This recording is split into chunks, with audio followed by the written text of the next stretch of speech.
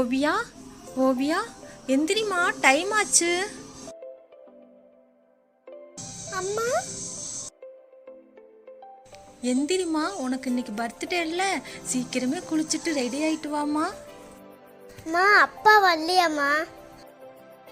உங்க அப்பா வரல செல்லம், ஏன்னா மாமா அத்தை கல்யாணத்துக்கு லீவ் எடுத்தனால உன்னுடைய பர்த்டேக்கு லீவு கிடைக்கலன்னு சொன்னாங்க.